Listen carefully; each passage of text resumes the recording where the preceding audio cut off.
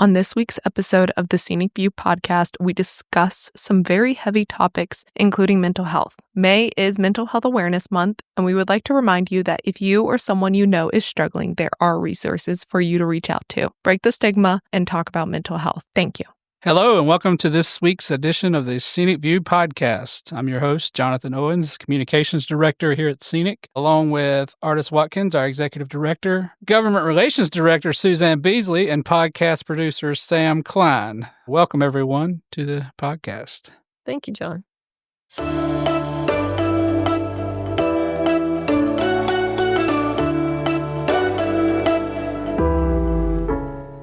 So I didn't forget our special guests in the room. We do have two special guests that will be on the podcast as well. I guess first we should just start off with a small recap of what happened this week, if anything did. I know that it was kind of a slow week, right, at the legislature? It was, on the outside, but on the inside, there was a lot of work going on between appropriations chairs and appropriations subcommittees. This morning, all the subcommittees met and fiscal staff reviewed their portions of the state budget.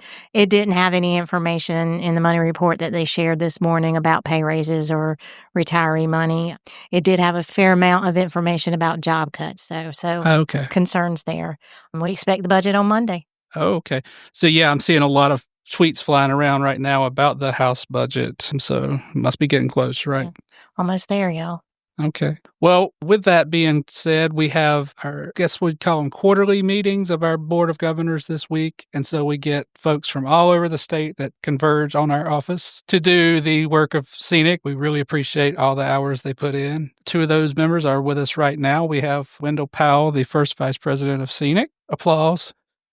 And Kathy Merritt from Goldsboro, North Carolina. She's the District 59 Chairwoman and also the chair of our DHHS study committee.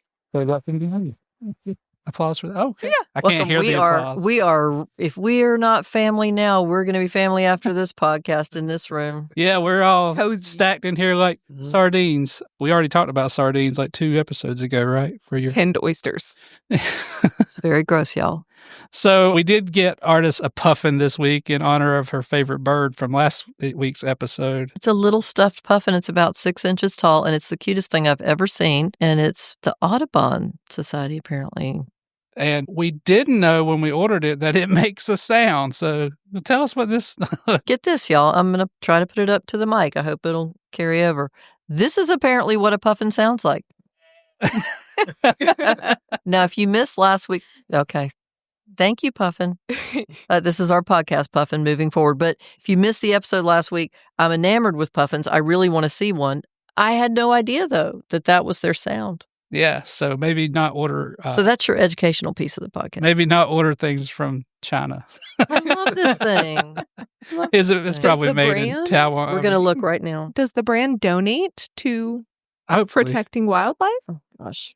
Anyway, Sammy named him. Just a little podcast tangent there, just a recap of last week. But we did want to get you guys in here to talk about something very serious, though, turning the mood down a little bit here. We want to talk to real employees who are actively working in places where vacancy rate is really taking its toll. And with all the proposed changes and cuts and efficiency efforts, we want to put a face on that and put a story behind what impact that's going to have on employees. And Kathy works at Cherry Hospital, right? Yes, Cherry Hospital. And Wendell works at Harnett now? Yes, Harnett Correctional.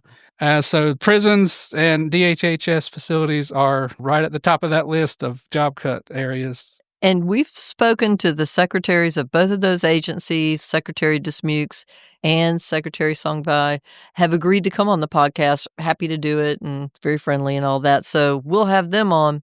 But honestly, I think they would admit themselves that the most important people to hear from right now in terms of how cuts, because Suzanne, you're going to see cuts in this budget. Yeah, it's coming. And how cuts would actually affect the public and how it affects the employees, there's nobody better to tell us than those inside the walls. So tell us all about it. No, we won't just throw you to the wolves here. But what is the situation like, Kathy? You already have units closed because we are short of staff. Trying to get staff in there is difficult with the pay. In the private sector, they get paid quite a bit more than what they do in the state facilities. And so it affects a lot of people. It affects the citizens of North Carolina, people that are in the emergency rooms waiting for a bed, and you can't get a bed because you have 2 units closed down. Mhm. So I don't think anybody would, in a million years, connect their wait at the emergency room as a citizen Yeah. with the lack of staff at a DHHS facility. That's fascinating. And while they're in the emergency room, they have to have one-on-one staff with them. So that ties up a staff sitting outside of a door, Yeah. and they could be in there weeks. We've had children actually in the emergency rooms for weeks waiting for a bed. Yeah. Are there positions that are particularly hard to fill? Your nurses and your healthcare techs or your psychiatric techs. Uh-huh. You They- say that people can make a lot of money elsewhere. Can you give us some kind of comparison? Is it like 25% more elsewhere? Is it 50% more elsewhere? Well, nationally, psychiatric tech would start out between $30 and $38 within the state of North Carolina. If you're in a private sector, your starting salary is $19 to $27 an hour. We start out at $15 an hour. You're just not going to get people in there for that, and the job is very dangerous. You work with some dangerous patients. You work with people that are incapable to proceed trial. They're waiting for forensic evaluations, and they take top priority of beds. So you already are short staffing. You have units closed down, and then you have to give your beds to these people waiting for forensic evaluations. So it can get very, very dangerous at times. Tell us what a forensic evaluation is. A lot of our patients are waiting to see if they're even mentally able, Capable to proceed. Withstand. with the trial. If they're deemed that they're not able to, then they would stay with us, and that could be for a very long period. Or they may have been stabilized on some medication, and then they are able to proceed with their trial.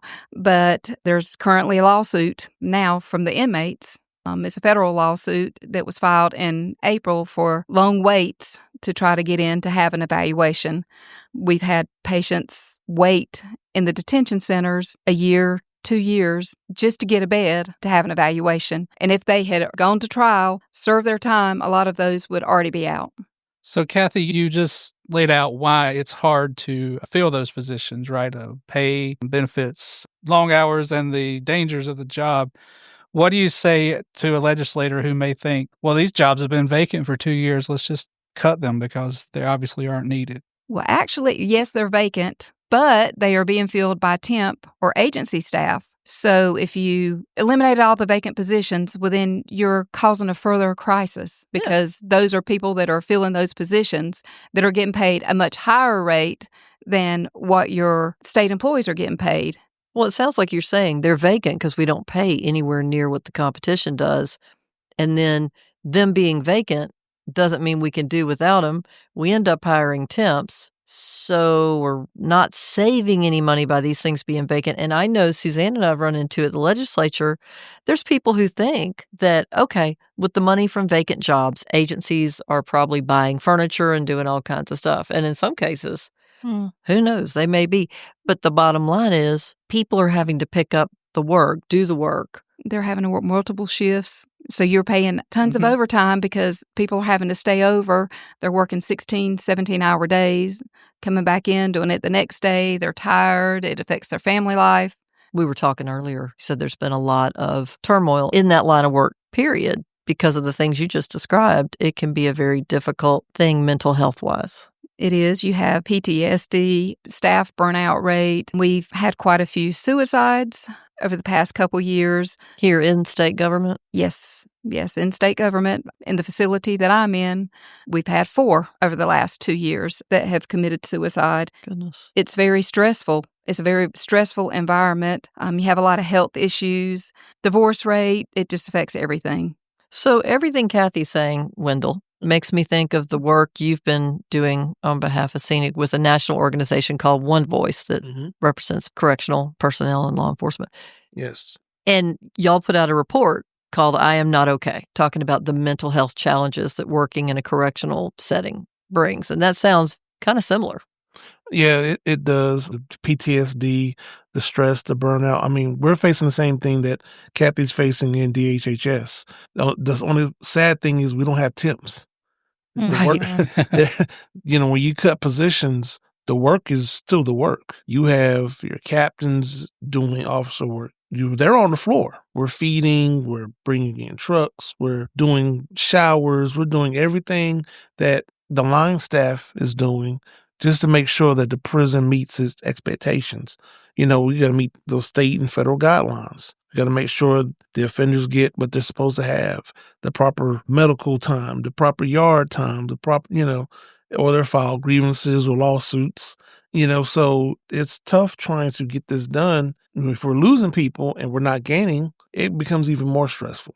Right. And we're already instituting mandatory overtime 3 and 4 days. So now you have staff that's working long hours, more days, and it's hard to say, hey, I want to give you vacation, but the other shift is they have a bunch of call-outs, or we have a bunch of offenders at the hospital, or we have some that need one-on-one observation. Instead of them needing 3 or 4 officers, they might need 7, 8, which is half my shift. And what's the rate for overtime? Is it 1.5 times or is it? Time and a half. Yeah, time and a half. So you're basically paying half as much more than if you just filled the job. Instead of just raising the salary. Yeah. And our correctional officers are the 3rd lowest paid in the country. Yeah. So it's very telling, especially when, like you said, Artis, if you look at other states, like South Carolina, their correctional officers just bumped up over, I forgot how many years it was that they were like one of the last in the United States, and their officers are making $50,000. I mean, come on, and that's South And it's Carolina. not even other states. Look, John's trash in South Carolina. No, I mean, seriously, though, we're way more. Yeah. But we're so much better than all the other states, which is a thing. We really do feel like North Carolina is the best. North Carolina's actually very progressive. But then you look at other states. What we pay our public employees, not in how we treat our retirees, not in so many things that matter. And that's the thing. We need to walk the walk. But it's not just other states that are adjacent to us that can steal our correctional folks. Local government pays a lot more for a detention center in a sheriff's office than working in a prison. Skills, because I was on special teams for years. I have specialized training. I can go to the private sector or work for a municipality. I made double what I'm making. Yeah.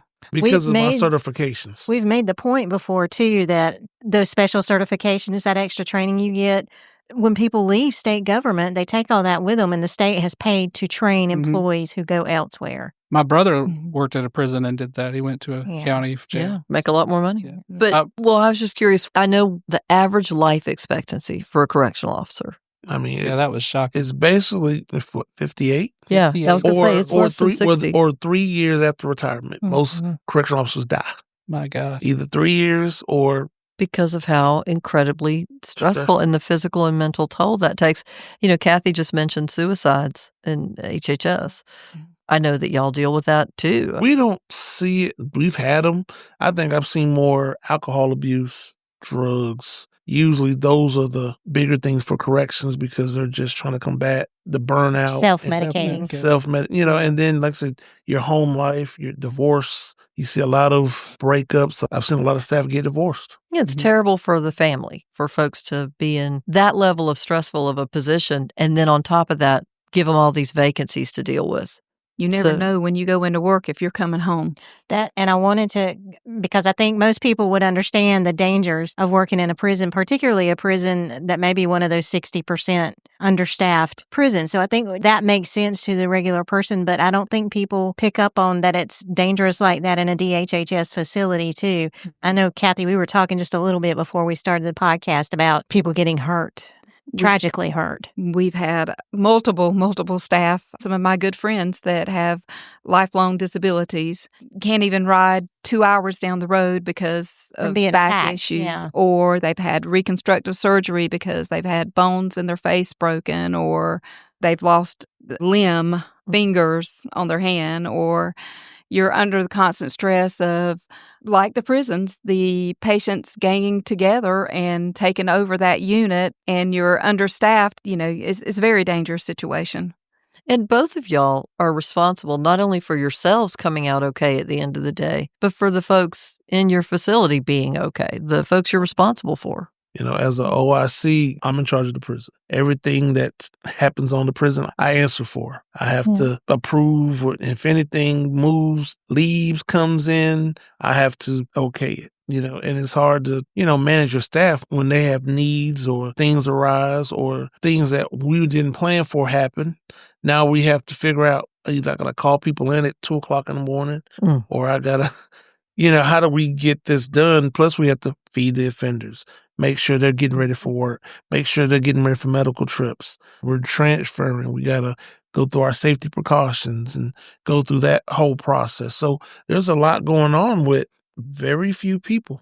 And it's not just safety for the officers, it's safety for your offenders. And the biggest thing is we're charged with protecting and serving the offenders and the public. Right. And we got to make sure the offenders are safe. Yeah. And sometimes they're not safe.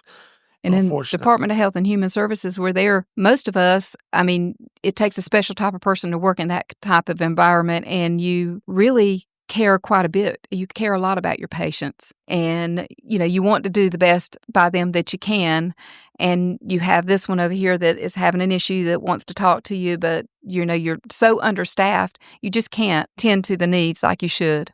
So just to recap where we stand with jobs, the Senate's budget proposed a lot of job cuts to DHHS facilities. The main group was mental health, development disabilities, and substance use, 290 jobs. Would that be Cherry Hospital? That would be Cherry Hospital, O'Berry Center. And then there were several other DHHS categories. They kind of broke them all apart. The second largest group was adult correction. They're going to cut 136 positions if their budget were to pass. Susanna, I turn to you. You mentioned earlier that you had maybe some insight into what the House is doing, but I don't know if you can get into specifics, but are they on the same track, do you think? There's job cuts in these budgets. We were all scattered this morning in different appropriation subcommittee meetings. So, it's taken us a minute to digest all of it. But there were job cuts across the board. The idea everywhere, obviously, federal government on down, is, hey, it's efficient if we cut more stuff. And the reason it's important to hear people like Kathy and Wendell is because, that may sound really good, but does the public think it's efficient? I think the most striking thing I think the public would take so far from this is both of y'all talked about hospitals. So, Kathy, you made the point that y'all not having enough people means the emergency rooms have to deal with this. And then that makes a longer wait for the public. And then, Wendell, you were talking about how many officers y'all have to send. Yeah, just for an inmate to go to a medical appointment. Right. So imagine how at the medical facility that consumes their personnel as well. And would the public think that's efficient? People get very upset over DMV lines. They have no idea their emergency room lines are connected to the lack of investment in our salaries in this state that has left us with this vacancy rate. And if you have a family member who's having a mental health crisis, do you really want them languishing in an emergency room waiting for a bed and with staff that are not equipped to handle those type of things? And if you're not rich, right, they need to have the facilities that the state has. Because this is your grandma, this is your mom, this is your brother, your sister. These are your loved ones. I think hospitals might be on board with. Well, the mental health crisis in the state generally has been a huge burden to the hospitals as well. It's one of the burdens we share. They get dumped into the prison system. If they're not in DHHS, they're coming to us. And, we have to monitor, not just monitor predators, but also monitor our mental health population.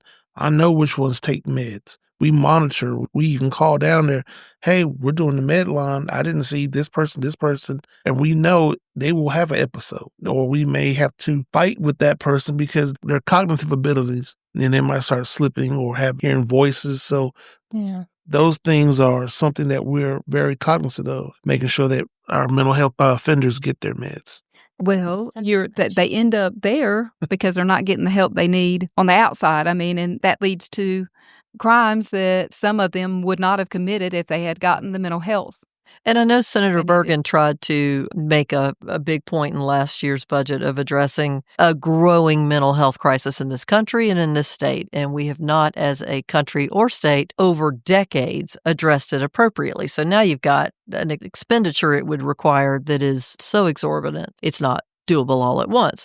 But I know Senator Bergen tried to go a long way last year in the budget towards addressing this, but it is a long-term problem. And in the meantime, y'all get to hold the results of that every day. Yeah. And you're doing it while being asked to do it with not enough people and by being maligned by the very taxpayers that you're trying to help a lot of the time. And that's why we felt like it's really important for people to hear from y'all, because it's easy to be mad at a faceless state employee and not know what they're going through and what you're being affected by that is a byproduct of them not having enough help to do their job.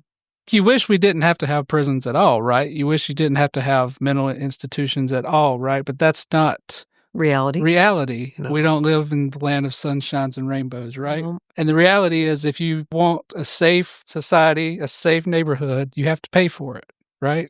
Invest in it. You have to Yeah, invest. but So it's not realistic to say, oh, we're not paying we're going to cut all the state employees, and it's not possible. I mean, Well, one of my thoughts this morning, I went to transportation, the jobs listed, that they're cutting. And I went back to, we've still got a crisis. We've still got a vacancy crisis.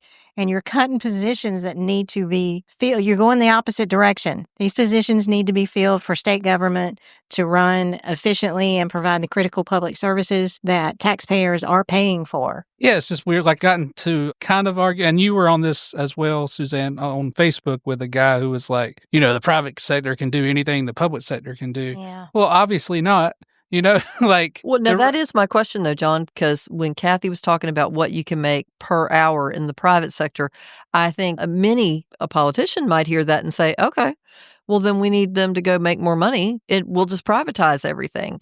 However, that's without any benefits. And so what you're going to be getting in those jobs, it may leave you with more lawsuits. It may, that's a lot of liability. and y'all that's generally carry in what both has of happened those. in the prisons. Yeah. When North Carolina had privatized, the state had to take those prisons back over. Yeah, there were 3 that had been privatized. Because the conditions weren't good. There was a lot of lawsuits. And you've seen that in other states like Texas. Oh, yeah. And, so it happens. It's penny wise, pound foolish every time. It doesn't pan We out. even see it with agency staff. I mean, because they don't have an investment in it. They just come in. They may be a traveling nurse that comes in and might only be there for 6 months, and they don't get invested. Yes, part of the purpose of benefits is because you want people to care about their community, their state, and know this is my career. I'm not doing this gig because this is what I can get right now, and maybe I'll get more money later somewhere else. You're hoping they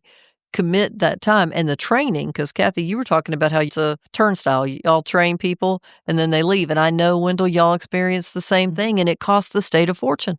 A fortune. Well, we train for CNAs.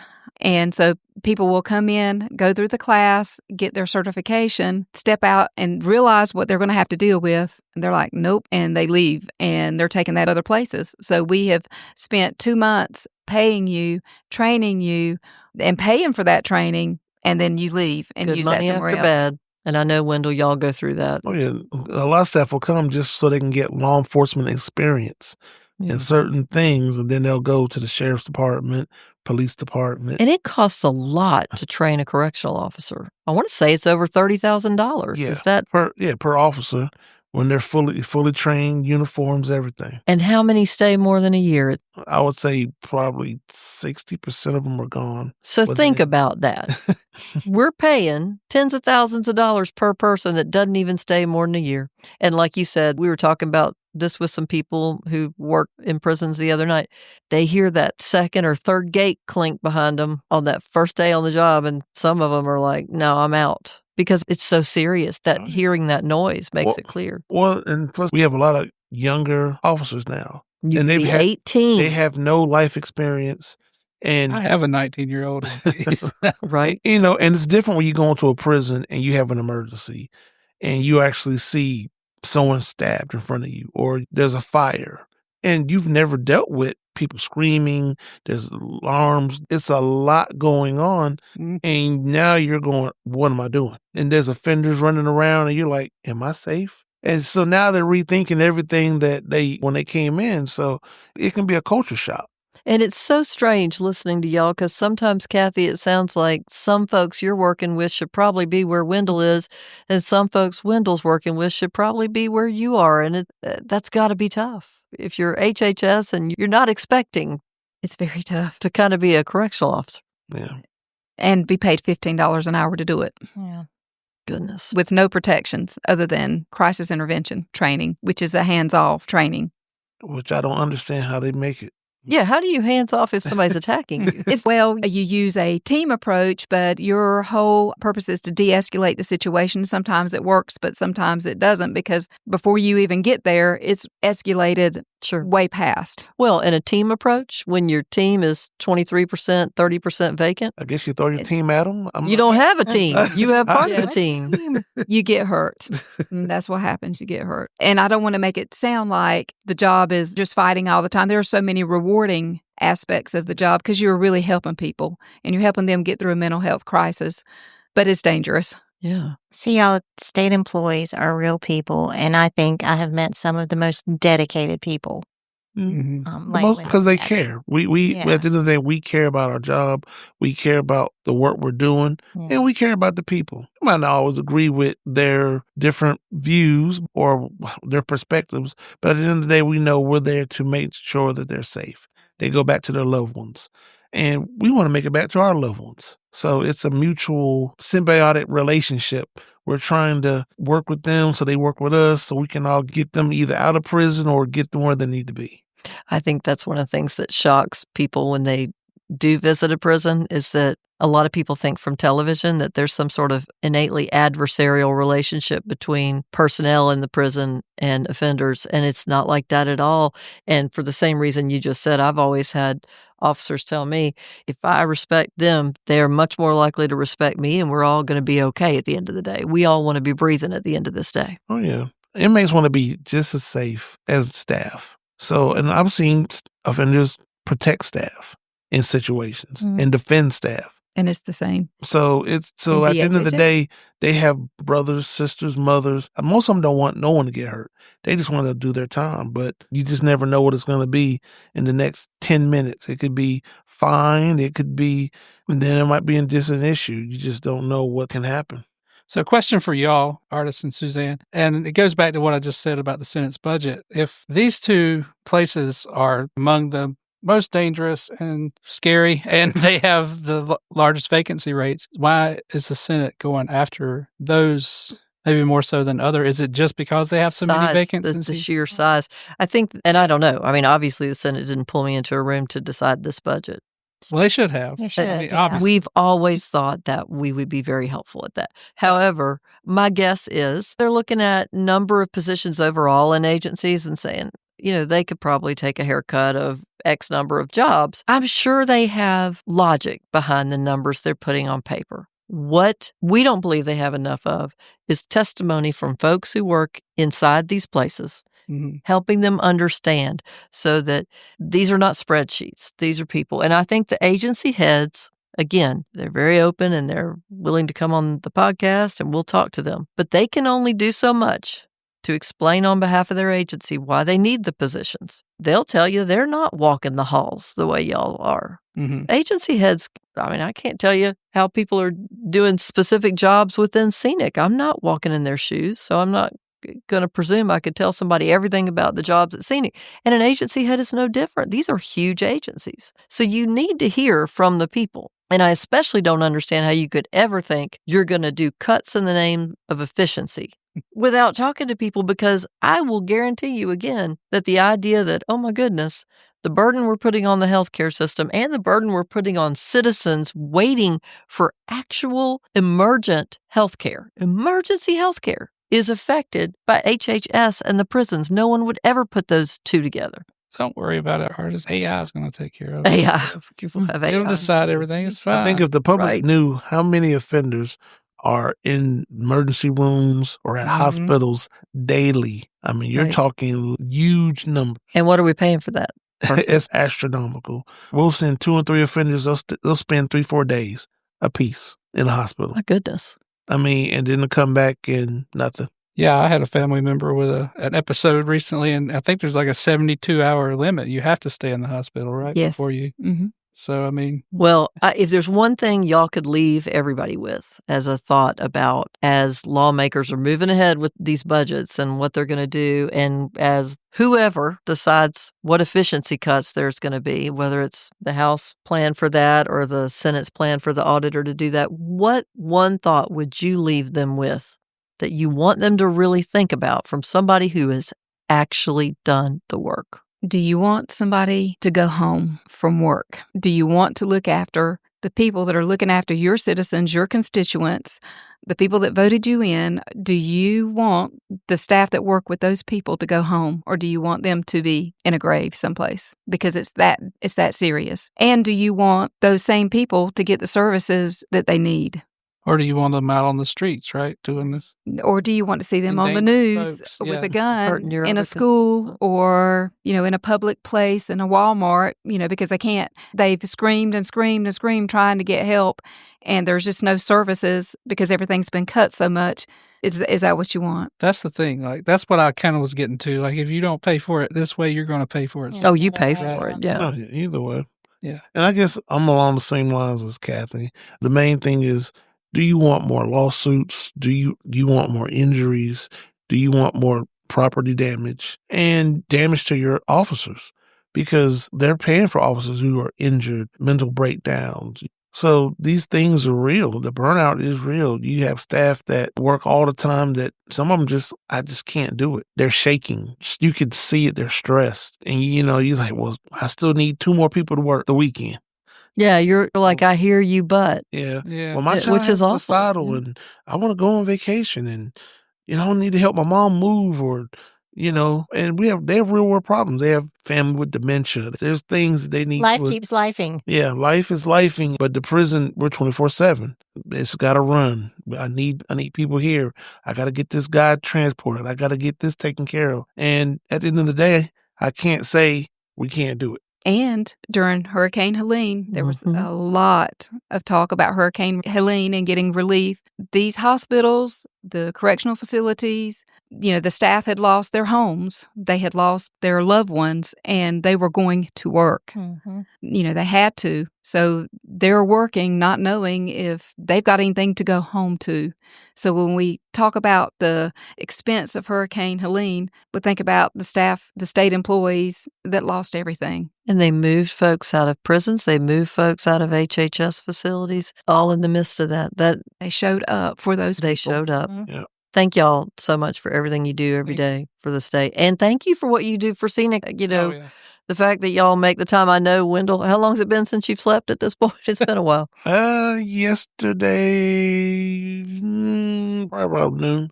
Okay. So we're you're 24 hours here. If I stay up that late, I get You're okay. kinda Wendell crazy. can go along. I mean, he's used to it. That's the sad thing. Yeah. He's used to it. But that is not good for a person. Well, I mean, and being first vice president, a lot of times I'm getting on committees, Zooms, Mm-hmm. we're talking about the issues, things going on. So I have to stay abreast of what's going on. Plus, family. Yeah. Kids have to go to football practice. Like I said, life is life. And so on top of all the things I'm doing, whether I'm working or I'm doing stuff for Scenic, I got to make sure life is taken care of too. We appreciate y'all. And we're here because we care about our fellow coworkers. And Yeah. And y'all were both down there last week, just for the record. Right. Yeah. Sure At the were. legislature. All the way to the end. What was your take on last week at the legislature? oh, don't get me started. I was very angry. I was angry. Yeah. Yeah, it was very disappointing. But I do think we were noticed. Yeah. I think that's the biggest takeaway, that we were noticed, and they to see that we were very disappointed. And that should resonate with them, that we're not happy with their performance. And just so that people know what we're talking about, last week when they came down, the vote that was before the House that day was to remove the employment protections for every employee at the Office of the State Auditor. And of course, the concern is once one agency does it, every agency is going to want that. And I think, Kathy, you were really eloquent when we did a little video afterwards and just asked you, what do you feel like at this point, having heard the whole debate on the floor and having talked to lawmakers all day? I was angry. I felt dehumanized. I just felt deflated and Devalued. You used that devalued. word. I felt very devalued because we have protections in place now, and we already see that this person got hired because they knew this person, and that's with the protections in place. So we can just only imagine those protections go away, Especially in small towns. That's going to be, everybody knows everybody. and it's going to be who paid who or who, Hmm. can do what for me. Well, thank y'all for coming and fighting for your fellow employees and Scenic members. We do it with pleasure. Well, thank you. So, question of the week. This is going to be kind of a real shift of gears. John's wacky weird question of the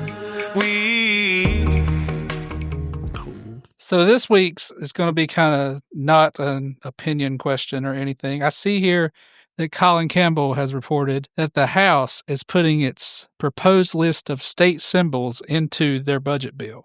Mm. And I want to go through the list and ask y'all, what do you think? Their suggestion for okay, we can do state cookie. We've already talked about that one. Do you remember? Yeah, it's the Moravian cookie. Okay. Moravian cookie. What do you think the state star The is? Moravian star. The Moravian star. I'm telling you, the Winston-Salem lobby is very strong. Yes, the precise State television show, we've already talked about that. What was that? Andy Andy Griffith. Griffith. Yeah. Okay, so State Rice Festival. What? Anybody got So, anything for that? Yeah, I didn't even know about that. It's We have actually a rice fascinating. festival? We do. And I want to go eat chicken and rice. Basmati rice. Are we a big producer? And of where is rice? this state? Okay, the name of the Rice Festival. Do you know? Oh. I'm sorry, Department of Agriculture. I had no idea. North Carolina Rice Festival. Guess what town it's in?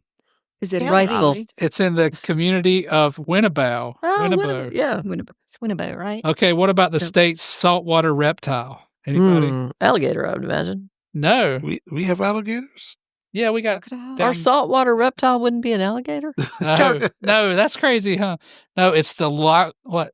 I said shark. Oh, I don't shark. know. The loggerheads. Shark is not a reptile. I was like, I was thinking You saltwater. went That's to all I was college in the focusing on. I was thinking saltwater. I did go to college in the mountains. We didn't. The loggerhead sea turtle.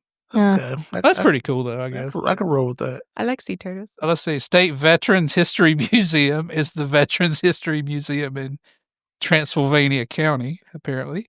And the last one is the official fried apple pie festival. Oh, for goodness sakes. Okay, and where is that? Must be in the mountains. I need to know where All right, all everybody of them guess where that is. That's in, and I'm with him in I- the mountains. Yeah, yeah, Yeah, it like- is in the mountains. are. Hendersonville or something? Waynesville. No, Sparta, Oh, okay. which is ain't that like a little bit north of Boone or up there? Yeah, I mean, I think of Apple Country as being more that pocket towards Yeah. Transylvania between Is that Buncombe and little- is that Transylvania. that because I went up there to go get the golden delicious and Yeah. Yeah. can't- Now, I know we will get schooled by people after this Mhm. for Oh, I having know. not known this. Send all your complaints, town of Sparta, to A. Watkins. Right. We love the town of Sparta. Well, that's a interesting list, and it'll be in the state budget apparently. Now I Well, want pie. Travis Fain, our friend, formerly of WRAL, suggests that they add the Eastern North Carolina cheese biscuit as the official biscuit of the state, Oh, yeah. and that's a good biscuit. Yeah. Wilson, they have a lot of those, I want the official bird to but they become left the out puffin. they left out Petey Pablo. I heard that That's Petey a Pablo scandal didn't right make it. there. The wow. world. No As much- raising up there, huh? As much as he's done for the North Carolina. So the Hurricanes are playing Washington Capitals right now in the Stanley Cup playoffs, right? And they have these towels that they give out to the people at the Hurricanes games, right? Everybody gets a towel. Right. And it has on it instructions, and it says like, step 1, grab towel. Step 2, raise up. And 3, Oh, spin it like a helicopter, right? helicopter. So these Washington Capitals fans on TikTok or Twitter were like going crazy, like, why do they need instructions for how to spin their towle? Like, they're so stupid. and Because everything. next thing you know, people are going to start whipping each other. And then with the everybody's like, towel. it's the song, bro. Like, come on. Yeah. yeah. Anyway, so that's our episode this week. I thought it was very informative / entertaining. Thank you for joining us, and we'll see you next week. Bye. Woohoo. Bye.